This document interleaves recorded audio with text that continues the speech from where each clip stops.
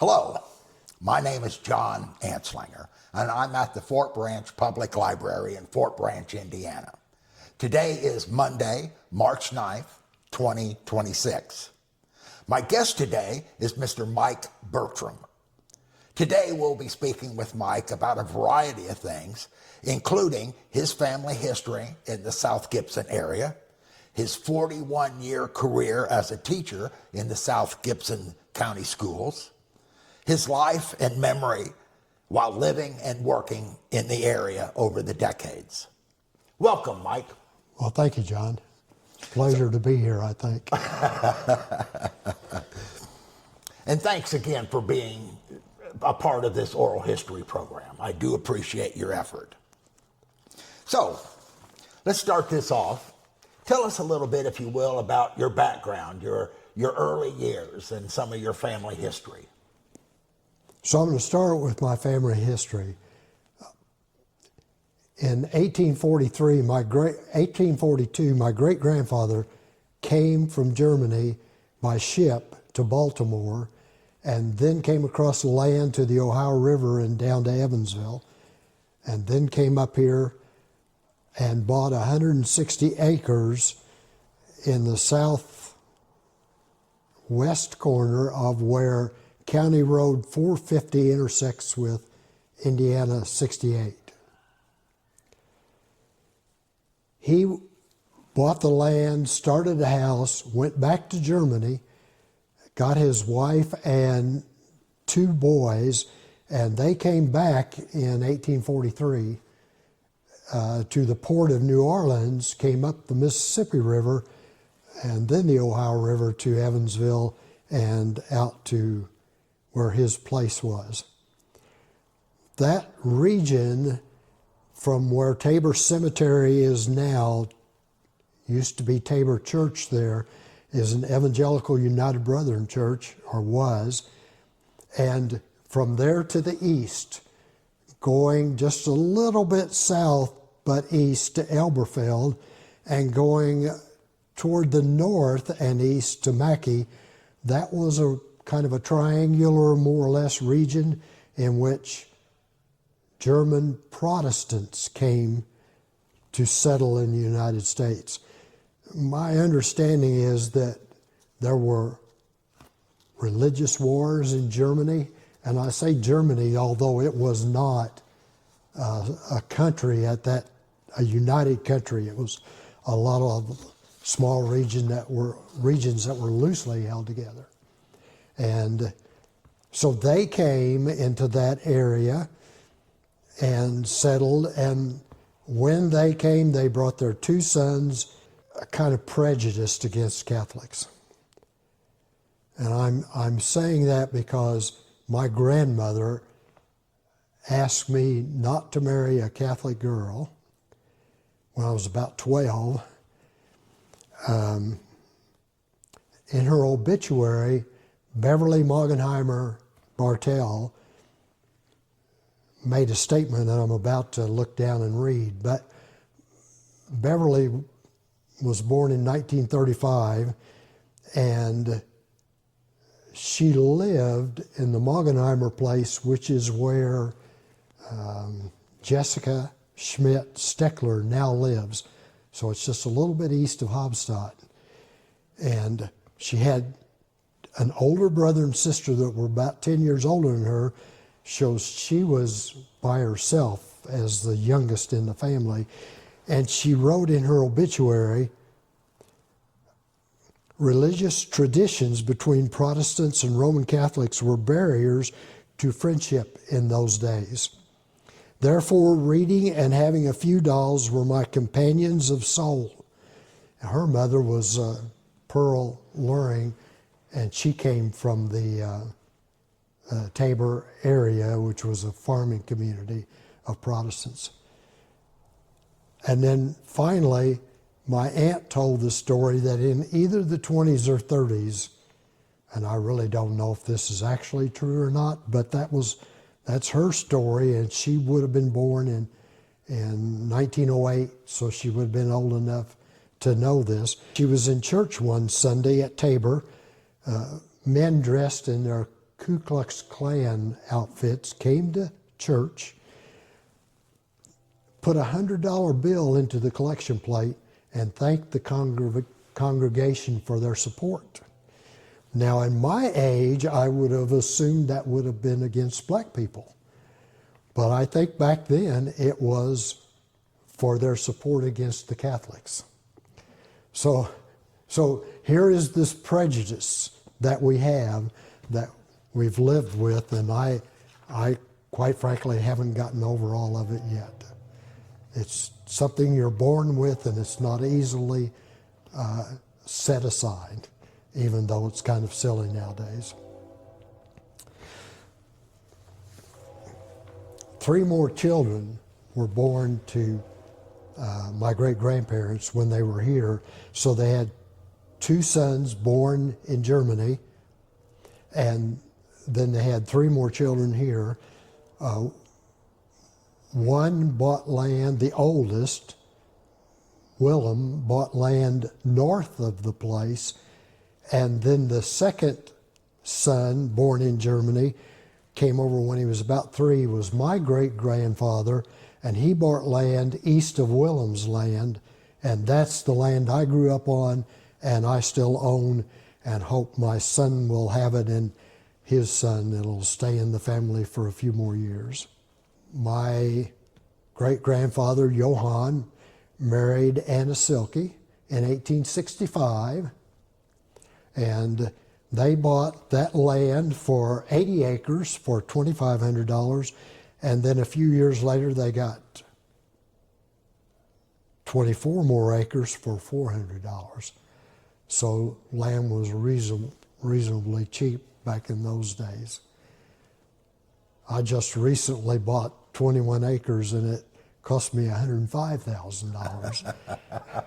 And when I bought Dad's land after he died, I had to pay off my sister at $3,000 an acre. So things have changed. Anyway, Johann and Anna came to their land. He was 25, she was 18. They had 7 living children by the time he was 44 when he died. They were from 4 to 18 years of age. 3 years later, Anna married Henry Cordy and moved about 5/8 of a mile east to his house. The 7 kids wouldn't leave their home, so they stayed. They were then 7 to 21 years of age. Next year, the 20-year-old oldest daughter married and moved to the Kramer place. The 21-year-old father, oldest son, married a Kramer and moved over to that area. And my dad was left at 18 with 3 other younger kids that were surviving. And they were left there to themselves to make do, take care of the farm and raise the kids. One daughter died 3 years later, and the other 2 then and my grandpa survived.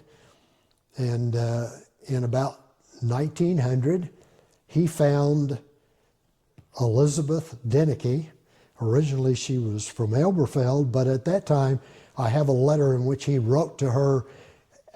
It cost him 2 cents, a stamp for 2 cents, sent it to Buckskin, and he addressed it to Lizzie Denicker. It's actually Denicky, but for some reason he put an R on the end. I don't know what that was about.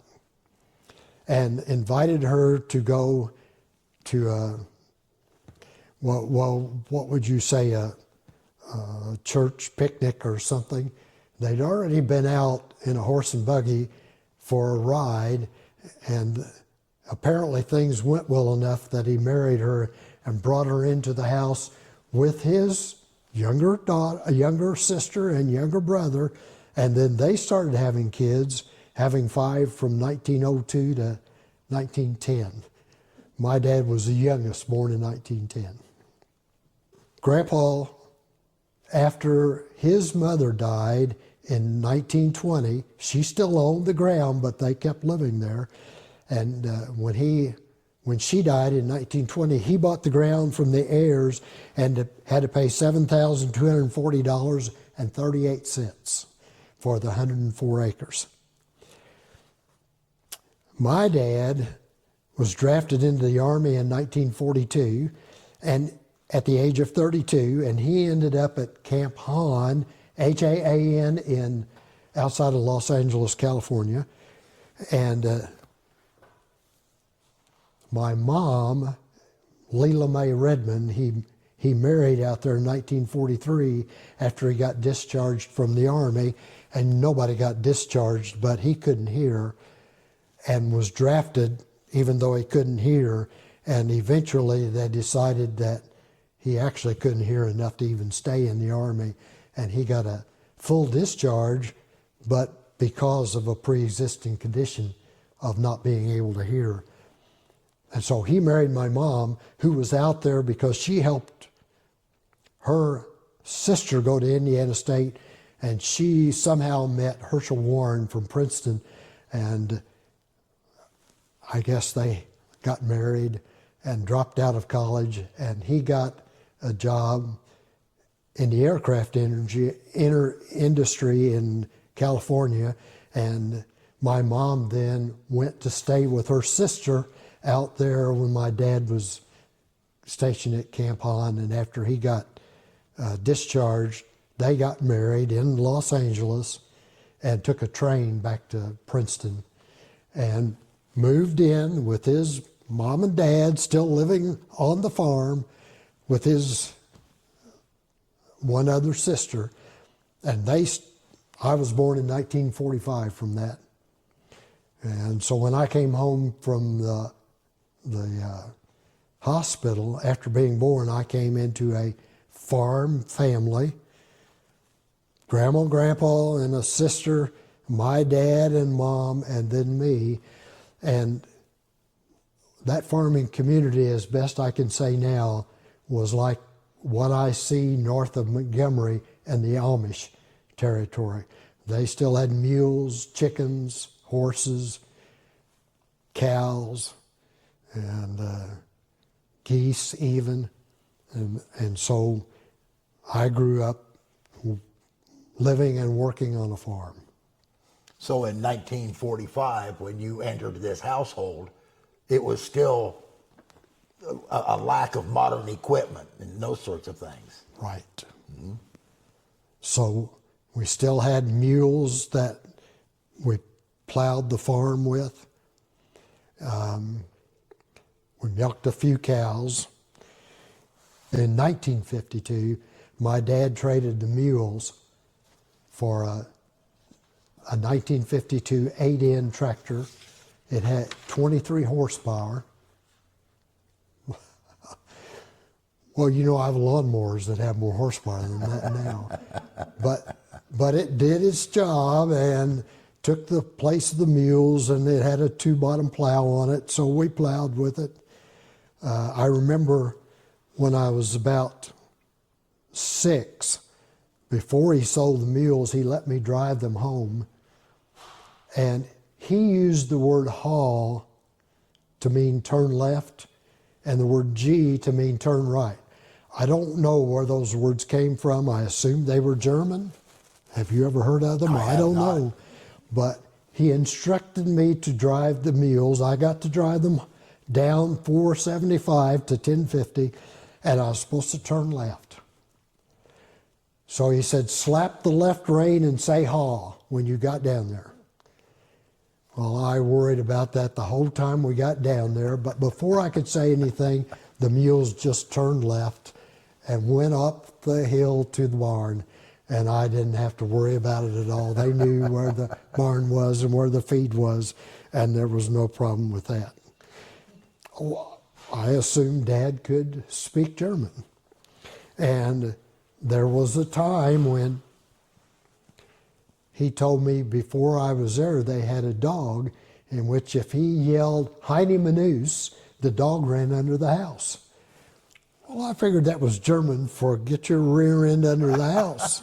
It turned out that he didn't know German at all, and Heine Manus was the name of a Major League Baseball player who played in the 20s and 30s. Well, I didn't know.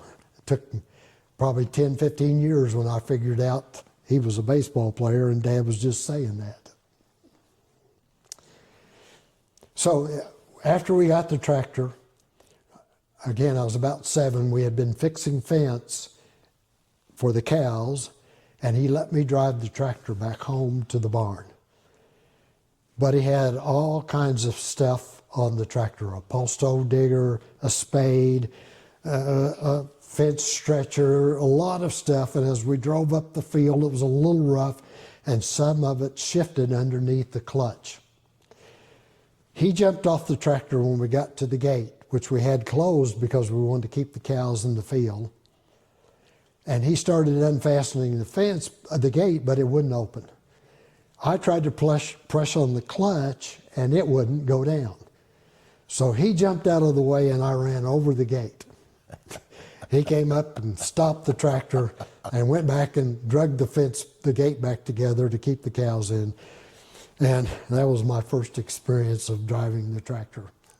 Later on, I had to drive the tractor with the wagon and the hay loader behind it. And Dad was on the wagon loading the hay, and I was trying to drive the tractor over the windrow. And sometimes I'd get to going too fast, and he'd yell at me to slow down. And then if I slowed down too much, the 8-in died. And then he'd yell at me because the tractor died. And sometimes there was a lot of yelling going on. I did the best I could.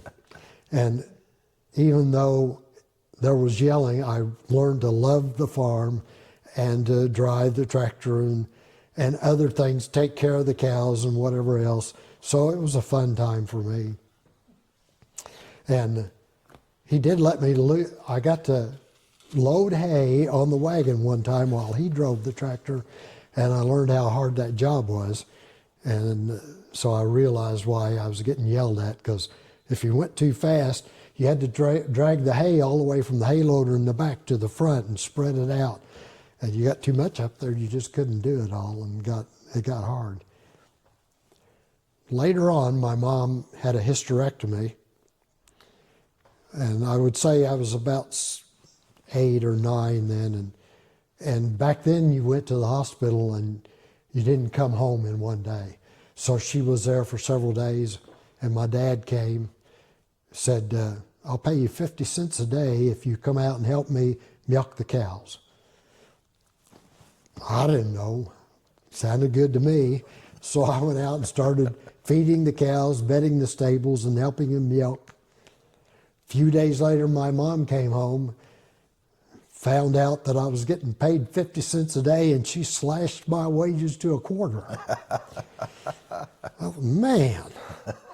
Well, she was a Republican from Fort Branch, and that was more than she could stand, giving me 50 cents a day. And so after my wages got slashed, I became a Democrat my life.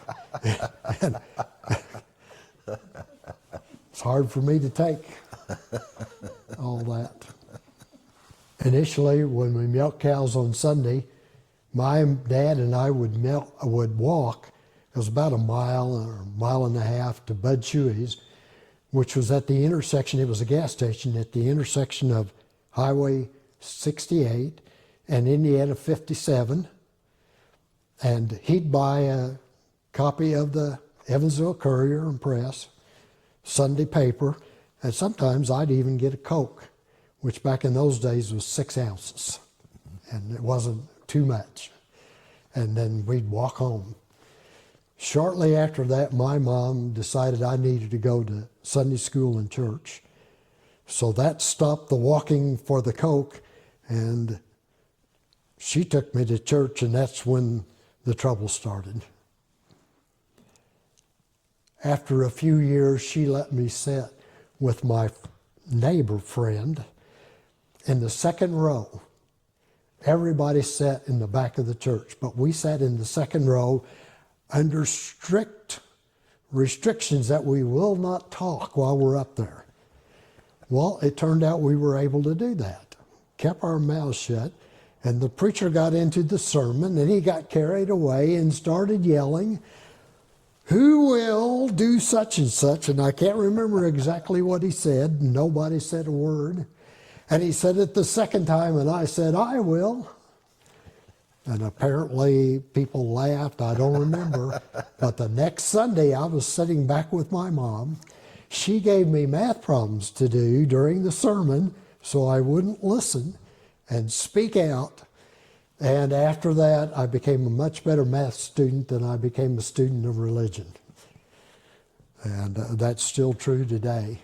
Do you think it was your mother's math problems because of church that prompted you to get into the math and sciences and your affinity for those throughout your schooling? It didn't hurt, but I don't think it was the primary reason. My grandson now just seems to be interested in math. And of course I am too, and I'm happy about that. But I don't think I did anything, and I don't think really that was the start. I think that was just in our genetics, maybe, that we like math. So originally, my grandfather's kids went to Bertram School, which was about a 1/16 of a mile west of their house. And I remember Dad saying in 1918 the snow was so deep, he was 8 years old, he could walk to school directly over the fences. So here it was, what would you say, at least 5 feet deep? Yeah. They were still having school. Kids had to walk from, my family, my dad's family walked a 1/16 of a mile, but some kids were walking up to a mile to get to school. And if the weather was so bad, they'd just come to my mom and dad, my grandma and grandpa's house, and stay there and go back to school the next day. They didn't walk the whole mile back home. So it was kind of a neighborhood thing. So do you know why that school is referred to as the Bertram School? My only guess is that it was built on Bertram ground, which was not my grandfather, but his brother's ground. And so there were actually a lot of Bertrams in the community at that time. We're down to now just 2 of us, and we're almost all gone now, but back in that time there were a lot of Bertrams around.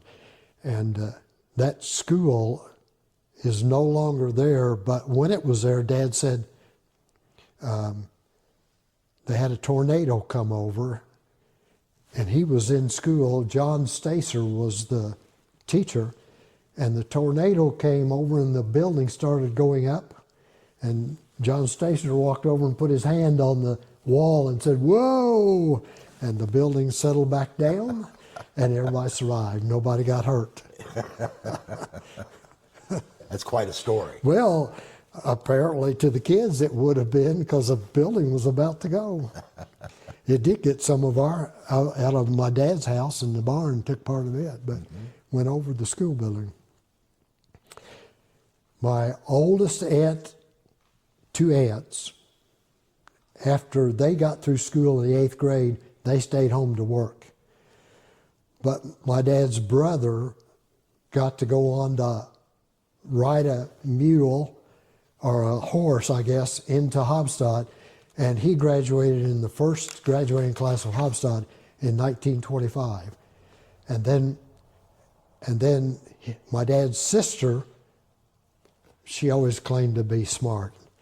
So she started school early because she wanted to go find out what was going on in the school. And one day the teacher was giving spelling words, and he gave the class, now I'm not going to be able to remember it. He gave the class the spelling word antiquue, and she corrected him and said it was antique, and spelled the word. Well, anyway, she got put ahead a year, and she started when she was young, and so I think she graduated in 26 from Haubstadt High School. She went to Oakland City during the summer, and then started teaching 6th grade at Haubstadt. And Dad would drive her to school to teach, and he would go on to school, graduating in 1929, just before the Depression hit in 1929. So with the Depression, he had to go back home and farm. And then my aunt finally got married, and I don't think you could teach after you were married back in those days. Oh, is that right? And so she had to quit teaching then. But Dad then graduated and couldn't take her to school anymore. And I don't know if they wouldn't let the girls drive back in those days, but then she got married and lived west of Haubstadt. And so that was the end of her teaching career. So I started at Haubstadt in 1951. It was 1st grade. They didn't have kindergarten. And I remember riding the bus, and the big kids made fun of me. And every day I got off the bus crying because it was terrible. Well, I just could hardly take it. But even that, I learned to love school, and I enjoyed taking tests and learning new things. And so it was actually fun, even though the school bus wasn't much fun. And I remember my freshman year, I had Mr. Smith, Otis Smith, as my algebra teacher. He wasn't very strong. We got through about 5/8 of the algebra book, but Fred Pohl was in the class. Now, Fred's deceased now, but you may know P-O-H-L was the spelling of the name. And he had an older sister that I think went to St. Meinrad, or where would she have gone to be a nun? St. Meinrad, I would assume. Well, and later she got her PhD in math. And then Mr. Rummel, who also taught at Haubstadt, later told me that Eugene, Fred's brother, was probably the smartest math student he ever had at Haubstadt. So here's Fred in my class. And Mr. Smith held up his paper one day in class, and he said, "You people should be like Fred. I assign the odd problems, but he does the odd and the even problems." Well, I was a little disturbed about that, and I didn't do the even problems, I just do the odd ones. But at the end of the semester, we had a comprehensive test. And it turned out I got the highest score on the test. So I thought, so much for even problems. I'll be all right. My dad let me play basketball and baseball. And the summer between my sophomore and junior years, I hit a home run in the Colt League game at Owensville. My only home run, the only thing I ever did in baseball. And then in basketball, I hit the winning shot against North Posey in a reserve game. Otherwise, my athletic ability was mediocre at best. And I concentrated on my schoolwork and taking tests. And that's where the fun was. I remember with Mr. Rummel, we got into senior math, and he started talking about functions and different kinds of functions. And I remember saying to Mr. Rummel, "Just what is a function anyway? I don't understand this." And he stopped the class and explained what a function was. I still didn't understand it. And I was in graduate school in math when I got to understand what functions were. And then when I came back to teaching it, every time we got into functions, I stopped the class, developed set theory to explain what functions were so the kids knew what functions were in my class. So I always thought the kids understood functions when I hadn't in school in my class. Then in my junior year, Mr. Rummel taught physics. And that was another start of trouble. In physics, we applied math, which I loved, worked out problems. We did experiments to verify that the math was working. And so I just fell in love with physics. I mean, this was going to explain to me, even though people outside were telling me things that I was suspicious of, and then I got to physics and realized that they weren't true. I thought, you know, this is pretty good. I'm going to stay in physics and understand the workings of the universe. Well, back in those days, they talked about water witching. And you got a peach branch, and you cut it into a triangle, and you held two branches, and the other one was up, and if you walked around the ground where there was water, that branch would go down. So I got myself a branch. I don't think it was a peach branch, but I got a branch and cut it, walked across the cistern, and the stick went down, and I was amazed. But physics said it wasn't true, so I didn't believe it because of physics. I noticed my dad, when it came time to dehorn cattle, he would check the almanac, the farmer's almanac, to see when the blood was in the cow's feet. And my job, after he cut the horn, was to put a gauze pad on top of the horn.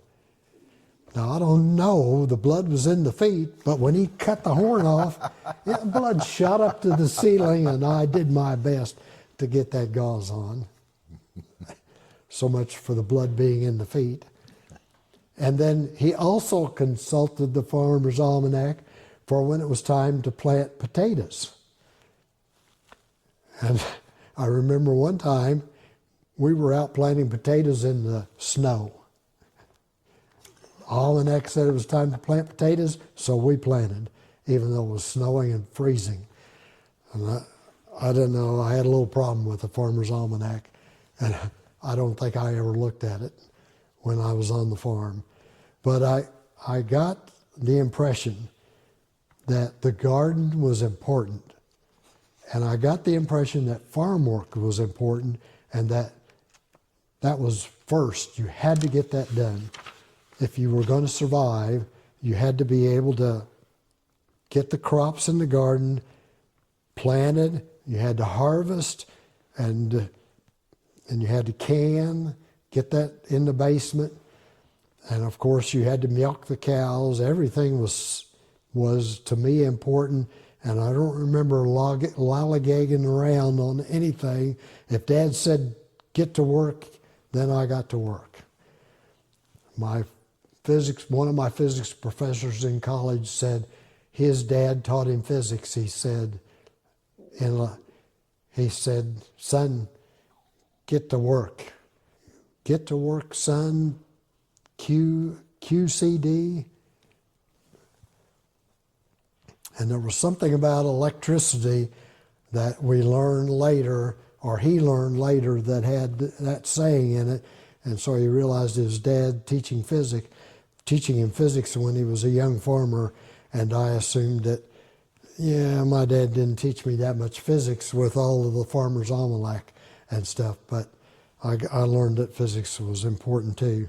Beverly Morgenheimer graduated from Haubstadt in 1953. She went to North Central, which was an EUB college in Naperville, Illinois, which was just outside Chicago.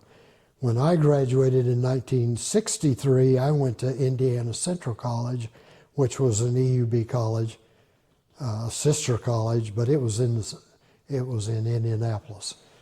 So we both went to EUB colleges, but I went to Indianapolis. My mom took me up there in Indianapolis in the summer before I enrolled, and the registrar said, well, what are you going to do? And I said, I have no idea. And he said, well, what classes do you like in high school? And I said, math and physics. So he signed me up for math and engineering physics.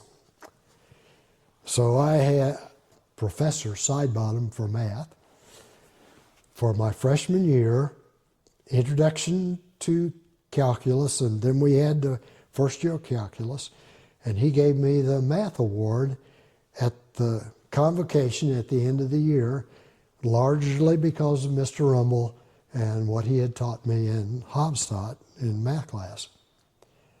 And that was pretty good. In my junior year, I had him the second semester, Professor Sidebottom, for linear algebra. Well, that didn't go so well. He came to class one day. He put a problem on the board, and he turned around and said, "Here's a sample problem. We'll have 5 of these on the test tomorrow." And he said, "So how would you do this?" And we all sat there and looked at him. So he started working the problem on the board, went to the second board and filled it, went back to the first board and erased it and filled it again, went to the second board, erased it and filled it. The bell rang. He looked up at the class and said, "5 problems tomorrow like this." Well, I was a little concerned. I didn't understand anything in that linear algebra class the whole year. And at the end of the year, I went to the registrar and dropped math classes and teaching. I wasn't going to do that anymore. Dr. Konstantin Kolachev was my physics teacher. He escaped the Soviet Union. He had 2 PhDs and a wife, and he left the Soviet Union and somehow made his way to the United States. In Atlanta, he learned enough English that he got to Indiana Central College and became a physics teacher. He was terrible, terribly difficult. I had students in my engineering class for the second time trying to pass his course to get to engineering in Purdue. Brian Hulse was in my class. Brian graduated from Manual High School in Indianapolis, and everything we did in that physics class, he already knew about. Every experiment we did, he already knew about. So we had our first test. I got a 57. Brian got a 34. I thought, wait a minute. You know, Mr. Rummel must have been pretty good, because I must have learned some physics and I must have learned some math. So I did the best I could. Wasn't all that great, but survived. And my senior year, in April or May, Mr. Kiefer, who was the superintendent, you know, we still had Owensville and Haubstadt and Fort Branch, but there was a unified school district, and Mr. Kiefer was the principal, was the superintendent. He called me, got me out of bed one morning on Saturday, and asked me if I wanted to teach math and science at Fort Branch. I said, "No, I'm not doing that anymore. I've given up math and physics." And he said, "Well, that's okay. We can get you a provisional license, and you can teach math and chemistry here at Fort Branch." And I thought, hey, my dad has cancer, and we're not sure he's going to live, so I could come back and teach math and science at Fort Branch, and I can live on the farm and help him with the farm. And that happened. So I started teaching at Fort Branch in 1967, 68. That summer I went to Indiana State, did my student teaching. I had no idea what teaching was about. And so you can imagine what the first year was like. But there was a physics teacher there. I was teaching chemistry at Fort Branch, and he kept coming over and asking what I would do. And I thought, well, if he's going to ask me what to do, and I don't even know anything about teaching, I must be doing something right. So I did my student teaching that summer at Indiana State, came back and went to Haubstadt to teach in 68, 69, went to IU that summer and finished up my math courses to get my teaching license. That was the summer that we landed on the moon for the first time. And I was there taking topology and a math, some kind of class in graduate school, and then non-Euclidean geometry. Those were the classes I needed to get my math license. The the non-Euclidean geometry teacher was Chinese, and he kept talking about the hypotenuse.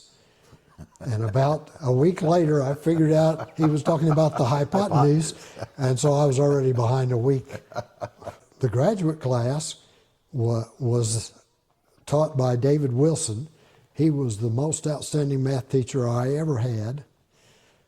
And at the end of the semester, he had 5 problems on the test, and one of them was in that dreaded linear algebra. So I took the class. I didn't expect to have a linear algebra problem on the final, and I looked at it. It was the first problem on the test, and I said, "Whoa, you can't do this. This is linear algebra." And so I relaxed a little bit, did the other 4 problems, came back to this, and all of a sudden it hit me, and I wrote out the answer to that problem and turned it in, and I knew I had it exactly right. And I was high for a month on figuring out a linear algebra problem. The other problem, topology, the professor had just gotten his PhD, and he was going out to MIT or somewhere. He had $25,000 a year. He was going to put his PhD in mathematics. No, it was Bell Lab out east. He's going to put his mathematics degree to use. And he gave the topology test, and some student came up and turned in his paper and said, "Are you going to grade these quickly?" And he said, "Well, I was, but now that I've read a couple of them, I think I might just go get drunk first before I look at them." So that kind of gives you an idea of how bad that class was. In 1970, I went out to the University of Wyoming just for the fun of it, took a math class and a chemistry class, and came back and kind of enjoyed that. So like in the summers, it was in the high 40s, and in the daytime it got up to the high 80s. Well, it was kind of like perfect weather. So I had a chance to get a fellowship, an academic honors program through the NSF, and they paid me to get my master's degree. So I went back out there in 71, 72 and completed my master's degree in chemistry and physics. And I came back and I started teaching. Well, I had one more year at Fort Branch. I got to Fort Branch because I was at Haubstadt expecting to go back there. But when I got my year sabbatical to go to the University of Wyoming, they only guaranteed me a job, not where, just a job. And apparently Mrs. Silva had the principal ask her, and she had the choice between Mr. Pemberton and me, and she chose me to come to Fort Branch. So that's how I ended at Fort Branch. After that year, I went to Owensville for a year, and then I started at Gibson Southern. Mr. Rumble became the business manager of the South Gibson School Corporation. So physics was open, and I got the physics job at Gibson Southern. I remember teaching and telling the kids how bad my linear algebra class was, but they ended up going to, many of them went to Purdue in engineering, and they came back and told me that they had a linear algebra class and it was easy. Well, I thought, well, something's fishy here. I don't know about that, because mine wasn't easy. And then Dr. Scheller, Kit Scheller, got through the University of Evansville, and then he went to Notre Dame in physics, started working on his PhD, and he came back at Thanksgiving, and I talked to him a little bit, and he said he had some classes and he had linear algebra at Notre Dame. And I said, well, how's that going? He said, well, the professor is old and sickly, and I'm hoping he dies before the class is over. And so I said, yeah, hey, that's my linear algebra class. Welcome to linear algebra. And he said, it was terrible. And I said, yep, I know that class. I agree. I told him that story later on, And he denies that ever happening, but I know it was true because that's the first time I felt comfortable with somebody taking the linear algebra class I had in college. So it's 1985. I'm 40 years old, not married. A student said, "My mother knows somebody you could ask out." And I'm thinking, I knew her mother and where she lived, and I knew that Bonnie Terrell was divorced and living in the house next to her, so I assumed it was Bonnie that I was supposed to ask out. So school was out in June. I called Bonnie and I said, "Would you like to go out?" And she said yes. 3 days later, and 10 days later, we agreed to get married. So we got married in August 21st, and shortly after that, I came to understand that the girl's mother had another woman in mind. So I married Bonnie by mistake. And she already had 3 girls, and so her house was bigger than mine, so I moved in with her in Fort Branch, and the next year I built onto her house, and we had a son, John, and so we all lived in her house. In 1990, Laurie graduated and went to Western, and then Lynn graduated and went to Western. Now you can go to Western with free tuition, but back then we had to pay. And then, so we became a family of 4 after they went to Western. Then Jen, her youngest daughter, graduated and she went to USI. And so we became a family of 3, Bonnie and I and our son John. And he graduated in 2005, and went to Indiana Central College. And, well, that was the University of Indianapolis then, was my Indiana Central. And we became a family of 2 for 4 years while John got his degree and came back. Then he got a girlfriend, and so we became a family of 6 while we remodeled the farmhouse for him and his wife. And then during COVID, he and his 2 kids stayed with us while his wife, who was a nurse, stayed in the farmhouse by herself to keep us from getting COVID, because she had to work with it. And after 2 years of COVID, he went back to the farmhouse with her, and so now Bonnie and I have been by ourselves ever since. I retired in 2015, and we were left with ourselves, and I really didn't want to retire, but my health was starting to fail me, and so when I retired, I just stayed home with Bonnie. She had retired, and we took care of the grandkids. They got into Little Miracles school and then into school, and now they come to us Monday and Tuesday and Thursday, and we do homework together. So we really haven't left school, but I don't teach anymore, and I never went back to do student teacher or anything else. Do you miss it at all? Well, it turned out I did, but it was wise that I left, because there was enough things wrong with me that I really didn't need to teach anymore. I'm going to change the subject a little bit. In 2000, my dad was 90, and he planted wheat, about 16 acres of wheat, and just finished up when I got home from school, from teaching, and he left me with I had to take the truck back in and put the wheat away, the seed wheat that we didn't use. And then the next morning on a Saturday, he came and said, okay, I'm done with farming. And so my son and I stayed with it. That was 2000.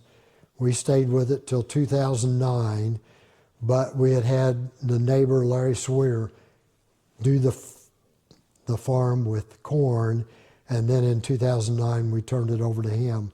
And then he took his life, and so we got Josh and Ron Miley. Ron's the dad and Josh is the son, and they've been doing the farm now for 10 years. So we've stayed with the farm. My son really doesn't know much about it, but he's living out there with his grandkids, and I'm hoping that that stays in the family.